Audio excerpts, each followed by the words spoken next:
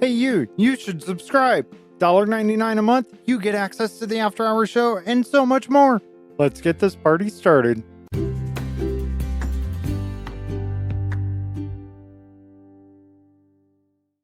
And now it's time for the Noob Corner with the one, the only, the amazing HolyBookworm! Hello, everybody, and welcome to the Noob Corner. I know it's your favorite part of the week, right? The Noob Corner podcast, where we learn all kinds of interesting things about Minecraft, things you don't know or you may have forgotten about.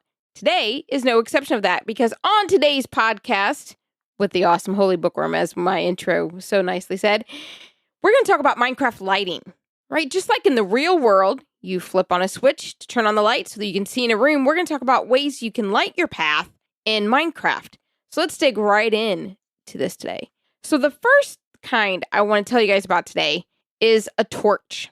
Okay, now it's probably the most common of what a lot of people talk about lighting in Minecraft. It's really the easiest one to do, and honestly, it's one of my favorites.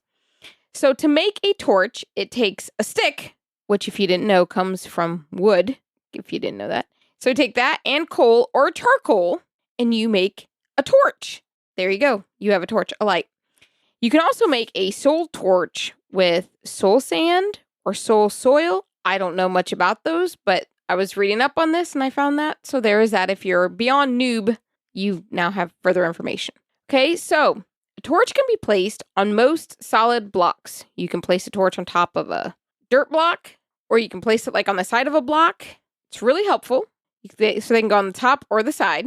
They break really easy. So if you place one and you decide you don't want it there, you can just use your plain fist to take it down. It doesn't require tools. And when you break it, you get the torch right back, which is really cool. Very handy. If you put a torch under a gravity affected blocks like gravel or sand, they will automatically break. They'll just fall down and break in front of you. It is the coolest thing to watch. It's very mesmerizing. So you hit the gravel and then you place a torch really quick and then they all fall down, cascade down, and they all just break. It's very mesmerizing. Fun fact, you can use a torch to melt snow layers within 2 blocks and ice within 3 blocks. Soul torches don't do this, just so that you know. They're great for basic lighting, and they're usually the easiest thing to make with the lighting because you usually have easiest access to them. So that's what you find the most.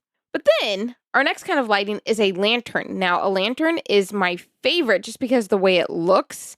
I mean, I just like it has like a block look to it, and I think it looks really cute. It's like an upscale version of lighting in Minecraft. It's made with 8 iron nuggets and 1 torch. So you got to already have torches, and then iron nuggets, which you use iron, and you make those into iron nuggets.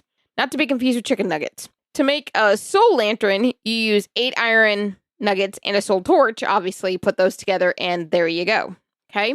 If you're going to break that, you need to use a pickaxe. Don't use your hand, because if you use your hand, you'll break it, but you won't get the lantern back. It disappears. So you need to use a pickaxe to break it so that you can keep your lantern. Fun fact for you. They're way more luminous than a standard torch, so you can see further with a lantern than what you do with a torch.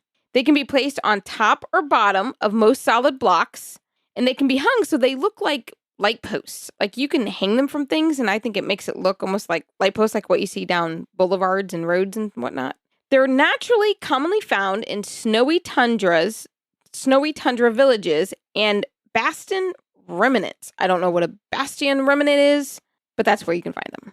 So yeah, a bastion remnant, which is probably like a fortress or some kind of big thing there. Okay, on to the third one. The third one is a candle. Now, the candle is really cool simply because the candle is dyeable. So you can make it other colors, which is what makes this stand alone compared to the other two that we talked about.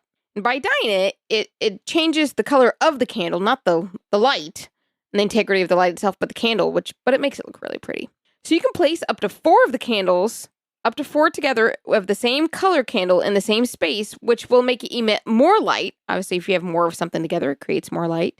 They can be found in ancient cities and trail ruins. Fascinating. They're very easy to break. You can actually use your hand to break a candle, which is cool. And they're made by using string and honeycomb. So I guess then you need bees. That's where you'd get honeycomb from, I would imagine. And string, which you get from spiders, I believe, if I recall. So there you go. To make a dyed candle, you need a candle and then matching dye, which makes obvious sense.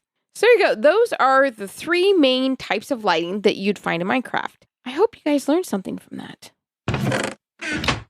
Okay, now for the Noob Moment, HolyBookworm's Noob Moment here. So I want to tell you how I use torches in Minecraft. So I love mining in Minecraft. I love to go down into a cave or a mine and just explore. I find it super fun. But you know what's not fun? Getting lost in the dark. No matter whether you're in the real world or in Minecraft, being lost in the dark is no fun at all. I think we all can agree on that. So a good way to do that is to light your path as you go into a cave. So we came up with a system here. When you go into a cave and you start going through it, you put all your torches on the left side.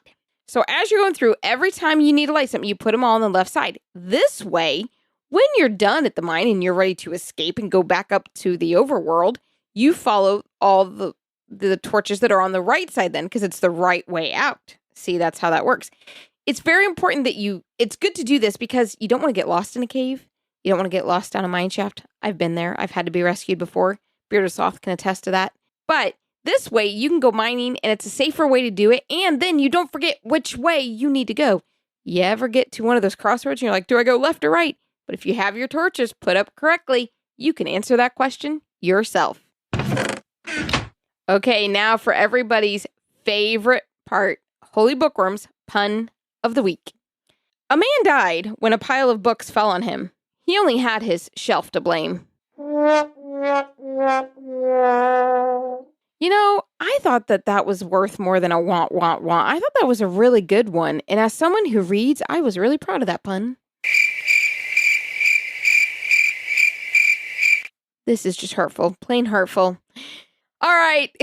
Thank you, everyone, for listening to another edition of the Noob Corner. Be sure to check out theblackpartymc.com for more Minecraft-related content. Find the Noob Corner on Discord and leave me some feedback there. Thank you guys for listening, and I hope today's episode lighted the way for you.